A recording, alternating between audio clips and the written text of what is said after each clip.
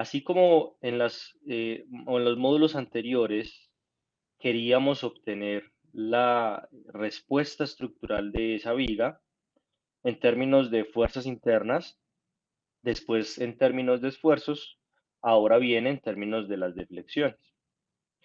Lo que vimos en el módulo número 3 nos permite y nos permitirá diseñar adecuadamente esa viga para que soporte esos esfuerzos. Si nosotros sabemos que los esfuerzos máximos tienen una magnitud, pues entonces diseñaremos nuestro elemento para que por lo menos la resistencia que ese elemento vaya a tener sea como mínimo igual al esfuerzo máximo que debe soportar. Claramente que cuando hacemos todo este proceso enmarcado en una normativa de diseño, pues esa normativa nos va a pedir que no solamente sea igual, sino que también sea un poquito superior, es decir, que tengamos un poco más de capacidad para que bajo alguna eh, circunstancia inesperada el elemento pueda seguir prestando su función de una manera segura y estable. Sin embargo, no solamente o no solo basta con hacer que nuestro elemento tenga una resistencia que sea mayor a los esfuerzos actuantes. Eso es uno de los objetivos de diseño que nosotros llamamos objetivo de seguridad. ¿Sí? Vamos a colocar acá la tablerita y vamos escribiendo. Pero eso te pasa que en el diseño de estructuras, cualquier tipo de estructura, nosotros debemos de cumplir con dos objetivos. El primer objetivo, así tal cual, en orden de importancia, el primer objetivo es el objetivo de seguridad. Y ese objetivo de seguridad está asociado a la resistencia del elemento. ¿Listo? ¿Eso qué quiere decir? Que si yo estoy diseñando una viga y esa viga tiene un esfuerzo máximo actuante de 10 megapascales, pues la resistencia que tiene que tener esa viga, pues tiene que ser de mínimo 10 megapascales. Ahora, si la diseño para 12, 13, 15 megapascales, pues voy a tener un margen de seguridad sobre el cual maniobrar. Por si por algún motivo se llegasen a aumentar las cargas de una manera inesperada durante el servicio del elemento, entonces podamos tener ahí un colchoncito que nos ayude a evitar una falla en el elemento. ¿Listo? Ese entonces es el primer objetivo. Y el segundo objetivo que debemos cumplir es el objetivo de funcionalidad. Funcionalidad. Entonces nosotros necesitamos que ese elemento sirva, ¿cierto? Para poder, como se dice allí, pues, prestar un servicio. Porque de nada me gano hacer un elemento que sea resistente, pero que no sirva. Realmente no estamos solucionando ningún problema a la sociedad. Entonces usted se preguntará, pero ¿cómo es posible que un elemento sea seguro y no preste ninguna función? ¿Eso en qué caso se daría, profesor? Pues porque no tiene mucho sentido. Si es seguro ya está prestando el servicio. No necesariamente. Vamos a suponer que vamos a diseñar una losa, ¿sí? De entrepiso. Una losa de entrepiso, es decir, una placa de concreto. La vamos a diseñar. Y entonces diseñamos esa losa y podemos estar completamente seguros, porque como la diseñamos nosotros, de que esa losa, que la va a representar aquí, una de las franjitas de esa losa la va a representar por una, a ver, hagámoslo aquí así. Intentemos aquí dibujar un 3D. ¿Listo? Supongamos que tenemos esa losita. Pam, pam, pam. Entonces resulta que nosotros diseñamos esta losa y nos aseguramos que la resistencia que tiene esa placa de concreto o ese elemento, pues va a ser mayor que los esfuerzos actuantes. O sea que ese elemento va a ser seguro. Sin embargo, pues no nos dio por chequear el segundo objetivo, que es el de la funcionalidad. Entonces recuerden, esta placa de concreto tiene un esfuerzo máximo de 10 megapascales y la diseñamos para 15 megapascales. Ahí cumplió. Sin embargo, esa placa de concreto para las cargas habituales de servicio, para las cargas de servicio, vamos a suponer que es una placa de concreto para un entrepiso de un edificio de salón de clases. Ahí están las carguitas representadas. Resulta y pasa que bajo las cargas habituales de un salón de clase, ese elemento está presentando unas deflexiones excesivas. Ese elemento está presentando unas deflexiones excesivas. Ese elemento está presentando unas deflexiones excesivas. Entonces, cuando usted como usuario entra a esa edificación y va a ver clase en ese salón y usted ve que el cielo raso o usted ve que el elemento de entrepiso está flectado, automáticamente usted dice, yo no quiero ver clase en ese salón. Profesor, por favor, cambie de salón. Y yo le puedo decir, pero ¿por qué? ¿Por qué vamos a cambiar de salón? Si es que yo diseñé ese entrepiso y les puedo asegurar en las memorias de cálculo que la resistencia es mucho mayor que, que los efectos de las cargas actuales. Y usted me dice, sí, está bien, pero es que eso a mí no me da tranquilidad, el hecho de estar en un elemento estructural que esté muy flectado, porque hay una percepción de inseguridad, ¿cierto? Hay una percepción de que algo va a pasar, de que en cualquier momento se va a flectar más y se va a romper. Así yo le asegure matemáticamente que eso es seguro. Usted me dice, listo, es seguro, pero no es funcional. ¿Ok? Y si no es funcional, pues entonces, para qué seguro? Si no puede prestar la función, si el edificio, si ese salón no se puede utilizar porque nadie quiere ver clase ahí, pues entonces de nada sirve de que sea seguro.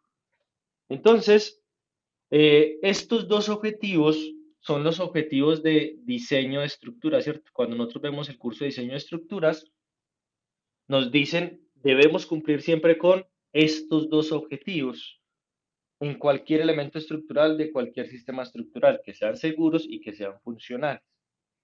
Entonces, si yo estoy diseñando esta placa de entrepiso, esta losa, pues además de verificar su seguridad, también debo de verificar su funcionalidad. ¿Y cómo puedo verificar su funcionalidad? Pues calculándole a este elemento, le debería calcular sus deflexiones máximas. Venga, ¿cuánto vale esto? ¿Cuánto vale esa deflexión máxima que se va a presentar en ese elemento? ¿Cuánto vale esa deflexión máxima que se va a presentar en ese elemento?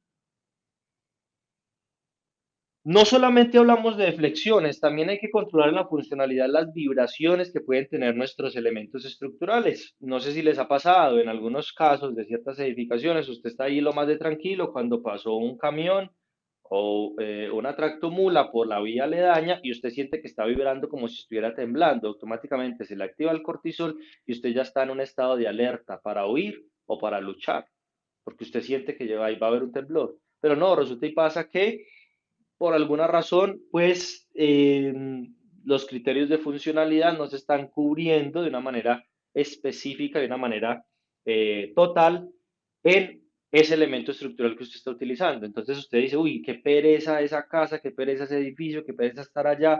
Eso pasa a cualquier carrito y se siente esa vibración maluca, se ven esas deflexiones, hay agrietamiento, ¿sí?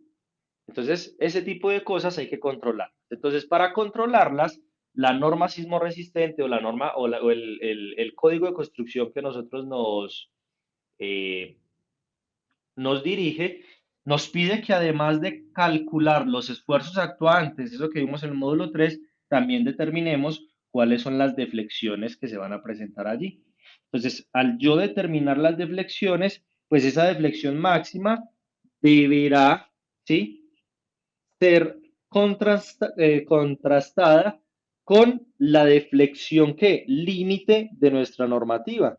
Y la intención para cumplir la funcionalidad es que las deflexiones máximas en nuestros elementos sean menores que la deflexión límite de nuestra norma. Si esto se cumple, entonces estamos cumpliendo el criterio de funcionalidad.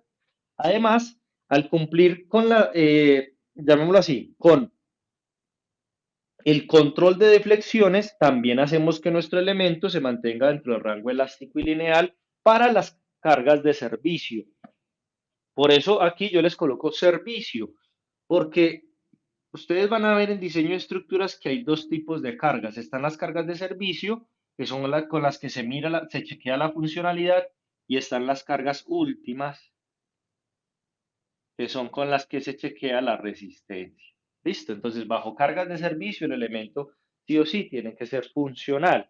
En cargas últimas, chicos, pues la cuestión es que esas cargas últimas son cargas que se mayoran con el fin de tener en cuenta muchos de los parámetros de incertidumbre, y entonces pues no puedo pretender que mi elemento sea funcional en un estado en el cual pues él va a incurrir en el rango elástico, en el rango inelástico y no lineal para poder disipar energía, pues allá es imposible. Pero para cargas de servicio, que son las cargas habituales, pues sí, hombre, tengo que hacer que esto se cumpla. Muy bien. Entonces, ese es el contexto, ¿sí?, al que queremos someterlos el día de hoy para que ustedes vean la importancia de este tema. Entonces, lo que vamos a mirar en el módulo 4 es básicamente toda la teoría que hay detrás y la metodología clásica para calcular esas deflexiones, ¿ok? Y esas deflexiones pues serán básicamente las que tendríamos que controlar. Entonces, para comenzar, vamos a mirar la ecuación diferencial, las condiciones de frontera y las condiciones de continuidad que tendría un análisis de una viga cualquiera. Para ello, entonces, bueno, esto ya es todo lo que acabamos de hablar, salvo los últimos dos párrafos que nos expresan un concepto que se llama la elástica. De resulta y pasa que esas líneas verdes que ustedes ven que yo dibujé ahí, punteadas, se conocen como la curva elástica de esas vigas de borde de esa losa. Se llaman curvas elásticas. Básicamente la curva elástica, palabras más, palabras menos, es la deformada de la viga. Eso es todo. Recibe ese nombre de curva elástica, pues porque se supone que es una deformada que está dentro del rango del análisis lineal elástico. Y entonces, esa curva elástica me refleja todas las deflexiones en cualquier punto de la longitud de la viga. Es eso. Cuando ustedes escuchan a alguien decir, es que la elástica de esa estructura es básicamente la deformada, muchachos. Solo que clásicamente se le llamaba así. Gracias a esa elástica, nosotros podemos entonces conocer las deflexiones, y esa elástica se debe construir respetando siempre, siempre las condiciones de frontera. ¿Se acuerdan ustedes de sus cursos de sólidos o de sus cursos de teoría que se hablaba siempre de que las condiciones de frontera estaban asociadas con los apoyos? Entonces, para ello es importantísimo que aprendamos a definir los tipos de apoyo, qué grados de libertad van a bloquear o van a permitir los diferentes apoyos que podamos tener en nuestro elemento. Por ejemplo, muchachos, miren esta viga que tenemos acá en pantalla. Ustedes notan que tiene una deformada, es decir, una curva elástica que estamos dibujando ahí con un hilo en la parte inferior. Noten ustedes que en este extremo, que yo tengo una articulación, se permite el giro del elemento, mientras que en este extremo que tengo un empotramiento no se permite. Miren que es completamente horizontal. Esto tengo que respetarlo a la hora de construir mi deformada.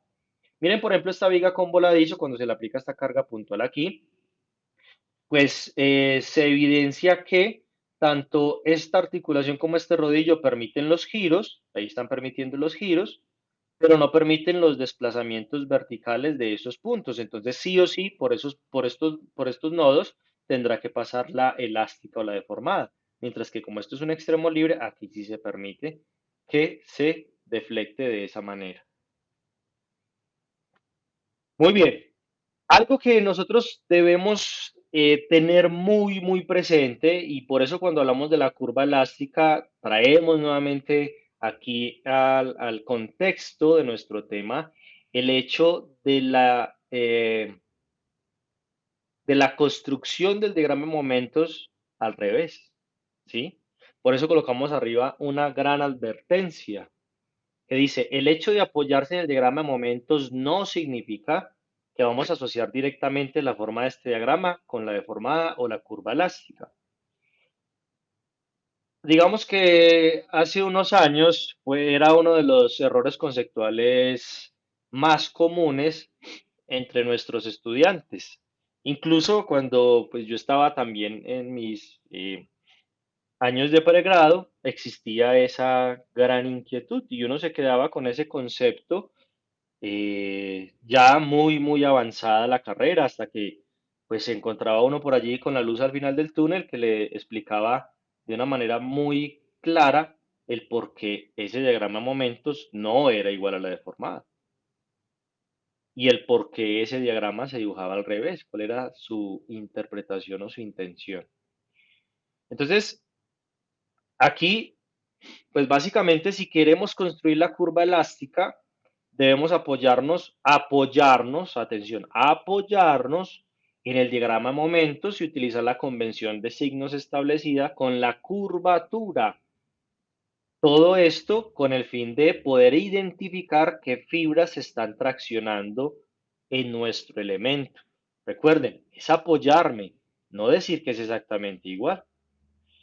Para que les quede hoy completamente claro esto, el día de finalizar el curso, vamos a mirar este primer ejemplo. Tenemos esta viga, es una viga que tiene diferentes cargas, una carguita aquí en este voladizo, otra carga aquí en este centro de luz, y le hemos construido el diagrama de momentos. Entonces miren que ese diagrama de momentos tiene esta forma. Es positivo en la parte inferior, tal cual como hemos definido la convención. Entonces, si por alguna razón alguien dice es que la forma del diagrama de momento es igual a la elástica, se está pegando una equivocada tremenda, porque miren la elástica como es. Este es un extremo libre que baja, mientras que aquí está arrancando en cero. Usted no me puede decir que la deformada de esto, jamás puede usted decir que la deformada de esto es igual al diagrama de momentos, asumiendo entonces que pues ese elemento va a salir desde acá. Eso es un error, es un absurdo, ¿cierto? Porque al ser un extremo libre y al tener la carga aplicada ahí, hombre, pues ese elemento o ese nodo que tenemos ahí tiene que descender. Es claro, tiene que descender, ¿sí? Muy bien. Entonces, este es el diagrama de momentos y miren cómo es la curva elástica que se construye, ¿sí? Apoyándome en este diagrama. ¿Cómo me apoyo? Miren, yo no tengo ningún dato exacto de cuánto vale delta A, ¿sí? Ni cuánto vale delta D. No lo sé por ahora, pero lo que sí sé es que son valores diferentes que cero. De eso sí estoy completamente claro, pues. ¿Listo? Entonces, por lógica del fenómeno físico, este punto tiene que descender. ¿Listo? ¿Cuánto desciende? Una cantidad delta A. ¿Y cuánto es delta A? No tengo ni idea, pero sé que desciende. Por el punto B, tenemos que pasar sí o sí, porque es el apoyo. Por el punto D, tenemos que pasar sí o sí, porque es el apoyo. Y el punto E tiene que descender debido a esa carga que tenemos ahí abajo. Ahora, si queremos construir las curvaturas, nos apoyamos en el diagrama de momentos. Desde este punto hasta este punto de acá, que es el punto de inflexión, tenemos un momento negativo. Eso quiere decir que nuestra viga estará haciendo una carita triste hasta este punto. Ahí está, ahí está. Después de este punto hasta el punto D tenemos positivo. Eso quiere decir que nuestra viga, nuestra elástica estará haciendo una carita feliz. Entonces, por eso decimos que gracias a ello nos apoyamos, ¿sí? Para construir la elástica, por las curvaturas, ¿ok? Miremos esto de acá, este otro diagrama, el de la viga 2. Entonces tenemos una carga en voladizo, una carguita de una viga en voladizo, una carga P aplicada como en la mitad y un momento de par aplicado al final. Cuando construimos el diagrama de momentos nos da esto, ¿listo? Nadie puede decirme que es que esa elástica va a arrancar por acá. ¿Qué tal? No es que es un empotramiento, no se puede. Entonces, lo que sí me pueden decir es, profesor, aquí hay un punto de inflexión, aquí esto es negativo y esto es todo, esto es positivo. Entonces, ¿cómo se va a construir la deformada? Parto desde la condición de frontera que tengo en este punto, que me dice no giros, no desplazamientos. Me voy completamente horizontal. Y luego, pues más o menos me alejo una cantidad, no lo sé, debo de calcular entonces luego a partir de qué punto empiezan a ocurrir esas deflexiones, me voy alejando una cantidad y me alejo más o menos de una cantidad aproximada y empiezo a qué, a mostrar que hay giros y a mostrar que hay deflexiones, porque cuando yo me voy alejando de ese empotramiento aparecen los giros y aparecen las deflexiones.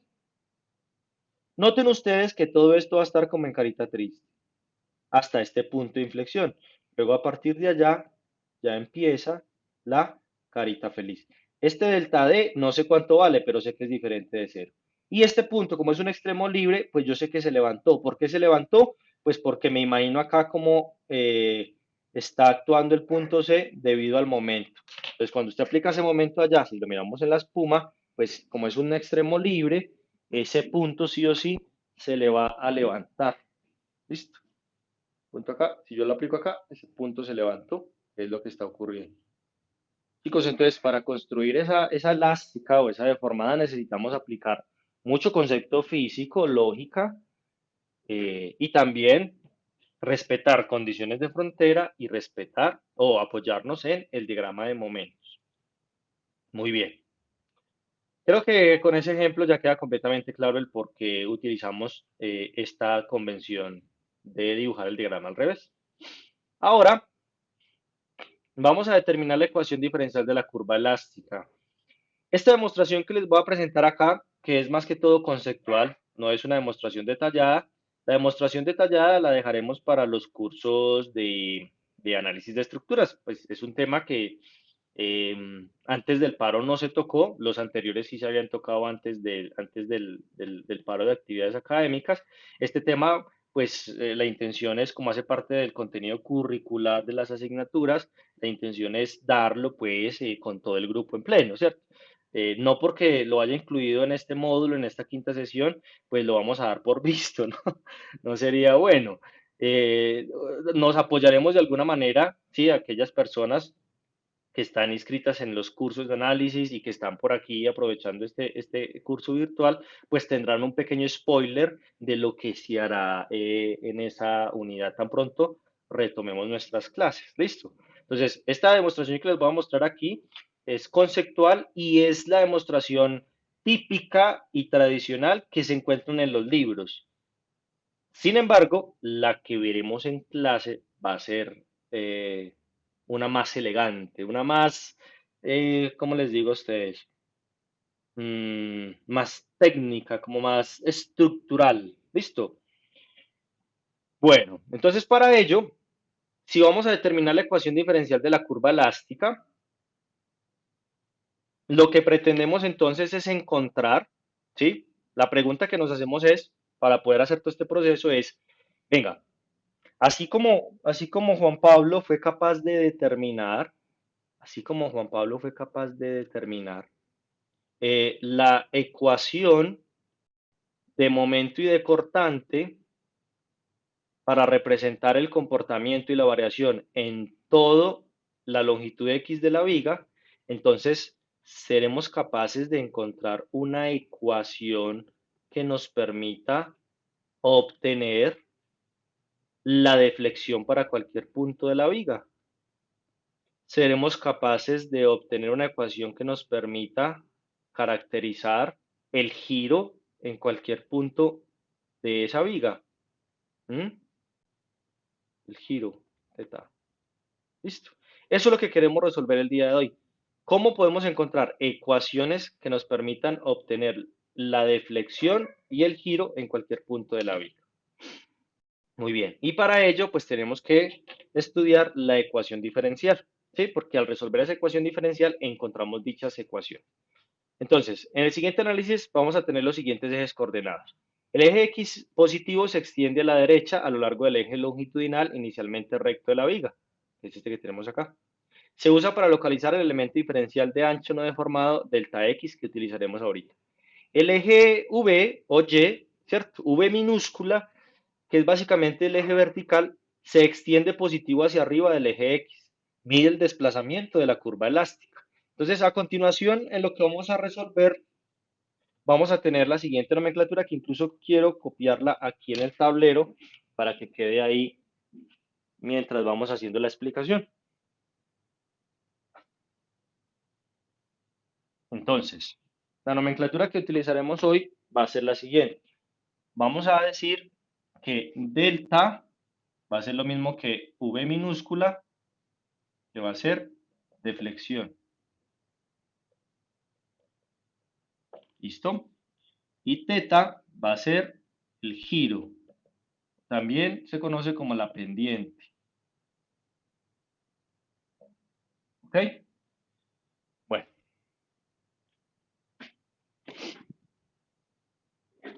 muy bien. Entonces, continuemos.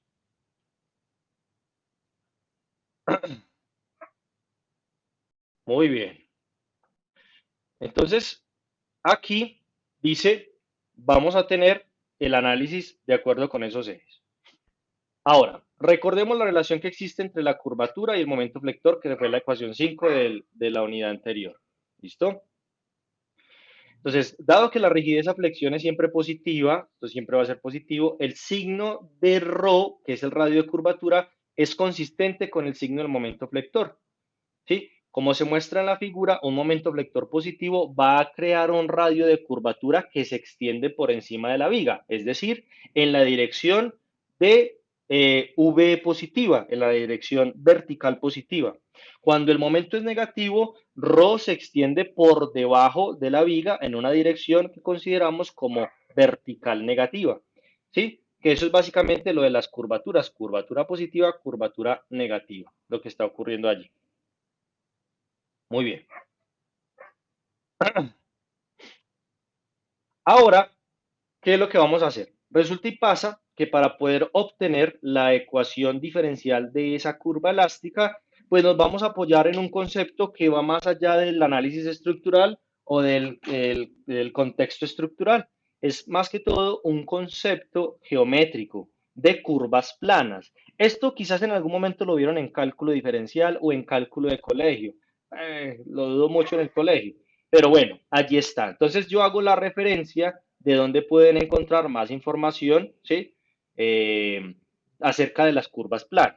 Entonces dice, la ecuación que modela la curva elástica de una viga puede expresarse matemáticamente como V minúscula igual a Fx. Para obtener esta ecuación, pues debemos expresar sí o sí el radio de curvatura en función de quién. Debemos expresar, atención, el radio de curvatura en función de esos desplazamientos verticales V y de la posición X. Porque como vemos aquí en la figurita, el radio de curvatura pues depende exactamente de eso. ¿De qué cosa? De la deflexión y de la posición donde estemos midiendo ese radio de curvatura. ¿Ok? A ver, si yo me paro en este punto de acá, si me paro en este punto de acá, tengo una curvatura y tengo una deflexión. Entre más grande sea esa deflexión, pues ustedes van a ver que ese radio, ¿cierto? Ese radio se va a volver muy grande, ¿cierto? Si yo tengo una super deflexión aquí, a ver, hagamos un nuevo recorte.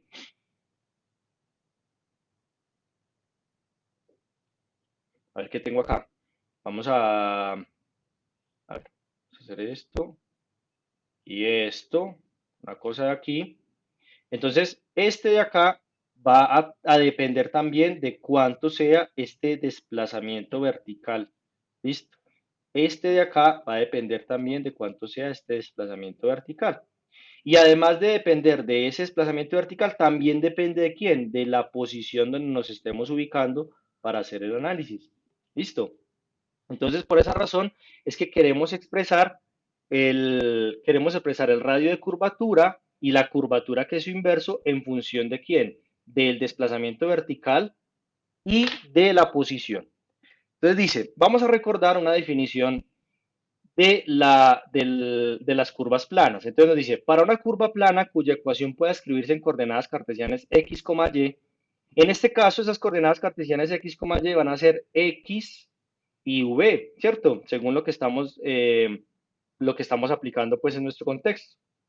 Como x que depende de t y y que depende de t, donde t es un parámetro arbitrario, la expresión para el radio de curvatura se reduce a radio de curvatura y aquí tengo una super ecuación diferencial donde a partir de esa super ecuación diferencial, pues yo puedo calcular a ρ.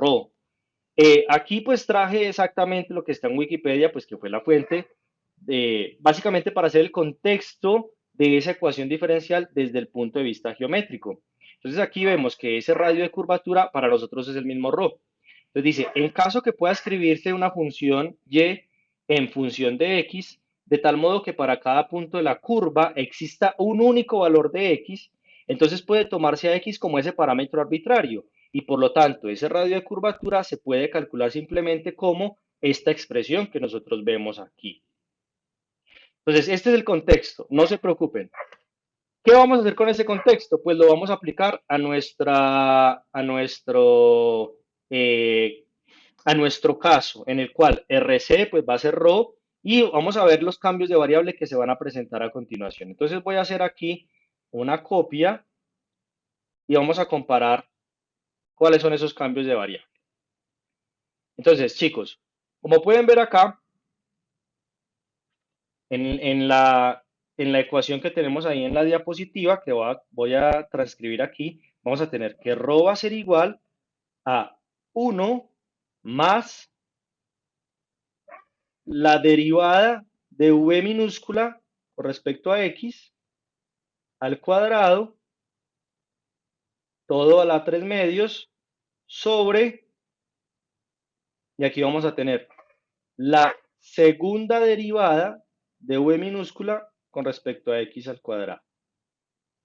Perdón, con respecto a x. Ahí lo tenemos. Listo. Entonces, vemos que haciendo esos cambios de variable, encontramos ya una ecuación que nos relaciona ese radio de curvatura en función de los dos parámetros de los cuales debe depender, en función de ese desplazamiento vertical y en función de la posición X en la longitud de la viga donde estamos haciendo ese análisis. ¿Estamos de acuerdo? Entonces, a partir de acá, pues hacemos una, digámoslo así, hacemos el inverso, porque este es, atención, este es el radio de curvatura, pero yo quiero expresar la curvatura. ¿Saben por qué? Porque hace 2 días encontramos una superecuación que nos ayuda mucho más. Que esta superecuación de la curvatura, que recuerden que es kappa, depende del momento, que ya lo conocemos por estática, y del módulo de elasticidad, que nos lo da el material, y del momento de inercia, que también ya sabemos qué es. Entonces, la intención que es básicamente encontrar la variación que existe entre ese desplazamiento vertical con respecto a X, pero relacionarlo directamente con algo que ya conocemos, que es básicamente el momento flector y la rigidez a flexión de nuestro elemento. ¿Listo? Entonces, como lo estábamos hablando, ya tenemos una relación entre quién, entre el radio de curvatura y la deflexión y la posición en X. La hemos encontrado por medio de el concepto de curva plana. ¿Listo? Ahora vamos a relacionar esto que tenemos aquí de la geometría con lo que encontramos de la relación momento-curvatura. Por eso era tan importante esa deducción del momento curvatura. Entonces, para ello, hacemos la igualdad entre estas dos cosas y vemos que aparece la ecuación 6. En la ecuación 6 tenemos entonces una relación que existe entre la deflexión con respecto a la posición en X y ese momento flector. ¿Y por qué buscamos esto? Como lo decíamos ahorita, porque queremos relacionar con algo que ya conocemos. Ya conocemos el momento y ya conocemos la rigidez a flexión. Entonces, para llegar a la ecuación 7, hacemos las siguientes o aplicamos las siguientes hipótesis. Dice, la cual representa la forma exacta de la curva elástica, la ecuación 6. Sin embargo, en las aplicaciones reales se limitan las deflexiones, como lo acabamos de ver en la introducción. Y entonces la pendiente de la curva elástica va a ser muy pequeña, por lo cual su cuadrado pues va a ser despreciable, ¿cierto? Pues si tengo un número muy pequeño y lo elevo al cuadrado, pues ese número va a ser aún más pequeño aún. ¿Listo? Entonces 1 más un número muy pequeño me va a dar esto igual o aproximadamente igual a 1. Y si elevo ese 1 a la 3 medios, pues va a seguir pareciéndose más a 1 que a cualquier otra cosa. Y por lo tanto, aplicando esa teoría de deformaciones y deflexiones pequeñas, puedo llegar a la ecuación 7. Recuerden, se puede hacer todo esto porque estamos enmarcados en un análisis elástico y lineal. Entonces yo, como ya me aseguré en la funcionalidad y quiero que ese elemento tenga unas deflexiones pequeñas, controlables, para que sea funcional, entonces puedo decir básicamente que el cuadrado de esa derivada pues se puede casi que despreciar. Y por lo tanto, llegamos a la ecuación 7, que es la que nos representa algo que es muy bonito. La ecuación 7, chicos y chicas, es esta misma ecuación que tenemos aquí. Él ahí está. Profesor, ¿cómo así? ¿Cómo dice usted que es la misma si es que la que tiene en color rojo aparece 1/ρ, mientras que la que tienes allá en la diapositiva aparece la segunda derivada del desplazamiento con respecto a x? Pues resulta y pasa, chicos, que si ustedes se acuerdan de sus cursos de cálculo, yo tengo una función, yo tengo una función que es eh, v minúscula x, que sería la deflexión, ¿cierto? Tengo esta función, que sería desplazamiento vertical o deflexión en x. Tengo esa función. La primera derivada, ¿qué significa? La segunda derivada, ¿qué significa? ¿Sí? Recuerden de sus cursos de cálculo. Entonces, la primera derivada que yo tengo de ese elemento me da la pendiente. Y la segunda que me da, la curvatura. Me da la curvatura. Solo que en cálculo nos decían, bueno, con la segunda usted sabe si esa función en esa zona es convexa o es cóncava. Aquí pues no vamos a hablar de convexidades ni nada de esas cosas, hablamos es de curvaturas. Entonces, yo tengo la función que me representa las deflexiones. Recuerden, eso es una V minúscula. No sé, a ver, lo voy a hacer aquí un copete para que usted sepa que es V minúscula. Entonces, yo tengo la ecuación de las deflexiones. Si la derivo una vez, encuentro la pendiente. Si la derivo dos veces, encuentro la curvatura. Excelente, ya tengo todo. Entonces, esa pregunta que nos hacíamos al inicio de este módulo, ¿cómo podemos encontrar, atención, cómo podemos encontrar una ecuación que nos relacione la deflexión con cosas que ya conocemos? Pues se ha resuelto. ¿Sí? Esa pregunta se ha resuelto porque ya hemos encontrado una ecuación que nos está relacionando la segunda derivada de esas deflexiones con algo que ya conocemos. Entonces, como podemos ver, esas deflexiones, o más bien esas curvaturas que encontramos con la ecuación 7, pues tendrán un signo que sí o sí va a estar dado por el momento flector. Siempre estamos entonces validando y verificando que ese fenómeno físico que nosotros definimos al inicio de nuestro curso se sigue manteniendo. Como se comporta el momento, se va a presentar la curvatura. ¿Ok? Entonces, esa ecuación 7 hay que resolverla y esa es la ecuación que nos permite obtener las deflexiones y las pendientes o los giros. Como les estaba comentando hace unos instantes, pues esta deducción es una deducción muy general, muy de todos los libros. Los libros que usted tome de análisis de estructuras hacen casi que el 90%, 95% más esta deducción porque es muy geométrica, ¿sí? Entonces permite que la gente visualmente vaya vinculando cada cosa que se va encontrando, ¿ok? Esta ecuación 7, de paso, es la ecuación de la teoría de vigas de Euler-Bernoulli, por eso es la clásica, por eso es la que aparece en todos los libros. Esta es la convención de signos, tal cual como veíamos. Y aquí tenemos todas y cada una de las relaciones que podemos encontrar a partir de esa ecuación diferencial. Entonces, primero, la deflexión va a ser básicamente V minúscula, como lo mencionamos ahorita. Si yo integro esa deflexión, si yo derivo esa deflexión, voy a encontrar algo que se conoce como la pendiente o el giro, que es el teta x. ¿Listo? Si yo derivo otra vez esa deflexión, encuentro el momento. La ecuación de momento se encuentra derivando dos veces la ecuación de deflexión.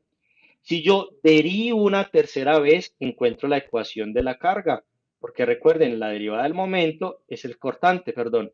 Si derivo tres veces la deflexión, encuentro la ecuación del cortante. ¿Listo? Entonces volvamos. Deflexión, la primera derivada es la pendiente del giro, la segunda derivada es el momento, la tercera derivada es el cortante y la cuarta derivada es la carga.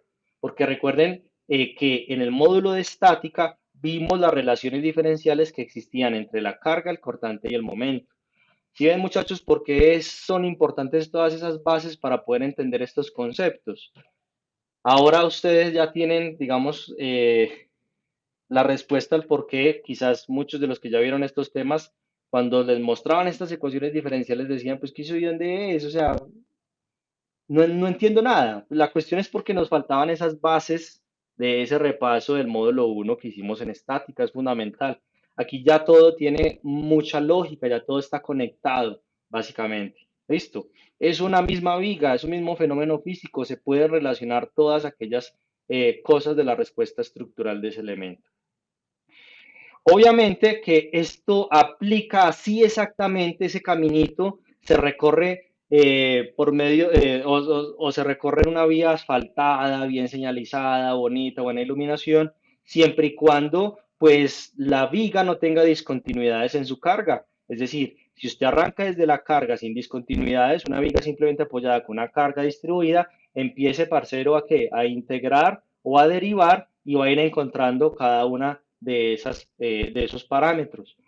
Pero ustedes saben que las vigas pues van a tener discontinuidades porque tienen muchos apoyos, porque tienen muchas cargas, diferentes tipos y demás. Entonces eso hace que pues esa relación no nos lleve tan explícitamente a cada una de estas cosas. Porque si yo, como les comentaba en el módulo estática, si yo voy derivando, voy integrando, a medida que el elemento tenga muchas discontinuidades, pues voy a ir perdiendo lo explícito de cada una de esas relaciones. Sin embargo, allí están, ¿sí? Allí están. Entonces, estas ecuaciones de la 8 a la 12, ustedes ven que el E por I, ¿sí? El E por I, pues básicamente salen de todo ese cuento de las relaciones diferenciales e integrales, pues porque básicamente se van a considerar constantes debido a que como nosotros lo definimos desde el inicio del análisis, la viga es continua, homogénea, isótropa, lineal, elástica. Y entonces a partir de eso, esas dos propiedades se consideran constantes, o sea que no hay que ni derivarlas ni integrarlas. Básicamente lo que nos quiere especificar esto. Esas 8, de la 8 a la 12, ¿sí? Ecuaciones que presentamos ahí bastan para resolver cualquier tipo de viga, muchachos. Solo que en el camino de derivar o integrar encontramos dificultades. Encontramos dificultades. Eso es lo que lo hace, pues básicamente, eh, un proceso un poco tedioso. Muy bien. Para poder resolver esas ecuaciones diferenciales, ¿se acuerdan ustedes de sus cursos de ecuaciones diferenciales? Que se necesitan unas condiciones. Si eh, la variable que me permite formular mi fenómeno físico es el tiempo, entonces se llaman condiciones iniciales. Si la variable con la que formulo mi fenómeno físico es la distancia, entonces necesito condiciones de frontera. En este caso, ustedes ven que la variable que me permite a mí formular es la distancia, porque es la posición X. O sea que necesitamos condiciones de frontera. Y esas condiciones de frontera pues van a estar establecidas en puntos en específico de nuestra viga, no solamente en los extremos. También podemos encontrar algunas condiciones por allí intermedias, pero pues básicamente van a estar asociando los apoyos o los extremos libres. Entonces aquí, eh, básicamente, tomado del texto de Hibbeler, pero pues usted lo puede sacar a partir de los conceptos de la estática, las condiciones de frontera que le van a aportar cada uno de los tipos de apoyo y cada uno de los extremos que tenga en su viga. Entonces hay algunas condiciones de apoyo, pues que son, ya nos las tenemos que saber, la del rodillo, la de la articulación, la del empotramiento, son estas condiciones de frontera básicas, también la del extremo libre, ¿sí? Entonces, a partir de esas condiciones de frontera, yo puedo resolver esas ecuaciones diferenciales.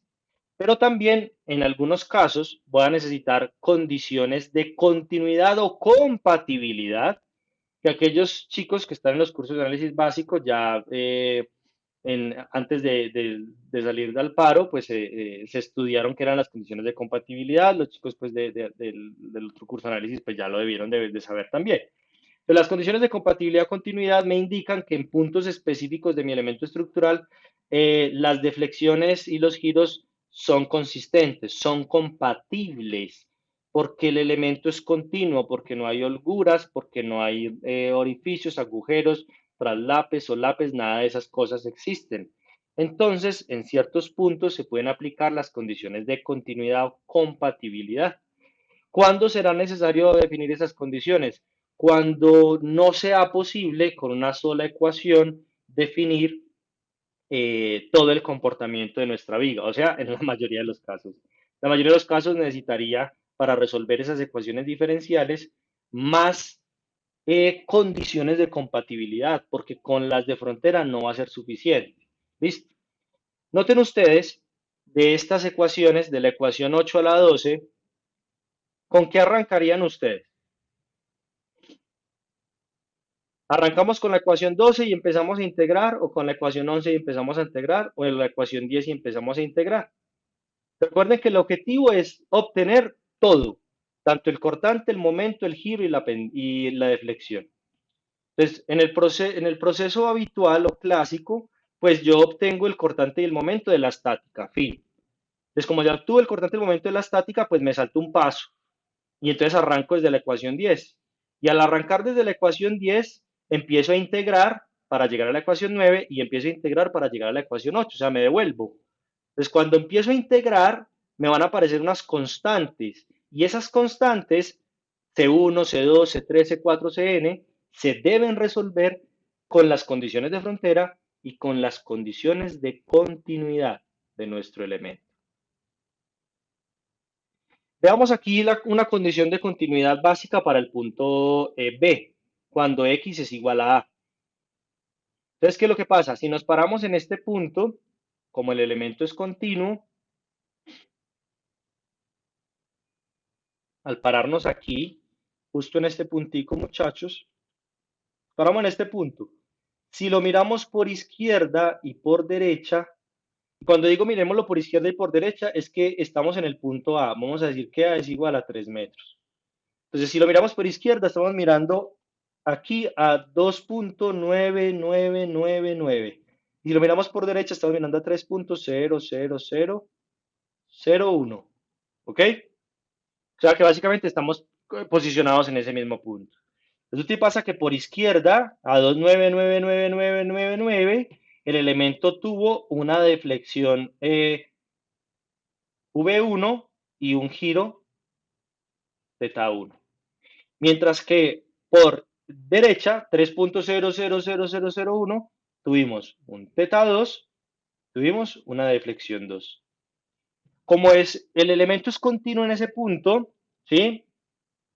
Entonces, lo que suceda por izquierda debe ser exactamente igual a lo que suceda por derecha. Entonces, a partir de esa condición de compatibilidad, pues yo puedo hacer tranquilamente mis dos cortes de análisis, porque usted estará pensando que esta viga necesita dos cortes, primer corte y segundo corte, y que en este primer corte voy a obtener una primera ecuación de momento. Por lo tanto, voy a integrarla muchas veces, unas dos veces, para obtener mi ecuación de deflexión, solamente para el corte 1. A esta también vamos a obtener una ecuación de momento, que al integrarla, pues vamos a obtener también mi deflexión solo para el corte 2. Pero el corte 1 y el corte 2 van a tener entonces unas constantes. ¿Cómo se resuelven esas constantes? Las constantes del corte 1 se podrán resolver con lo que ocurre aquí. Las constantes del corte 2 se podrán resolver con lo que ocurre aquí. Pero me quedarán constantes para resolver, que se podrán encontrar a partir de las condiciones de compatibilidad. ¿Sí?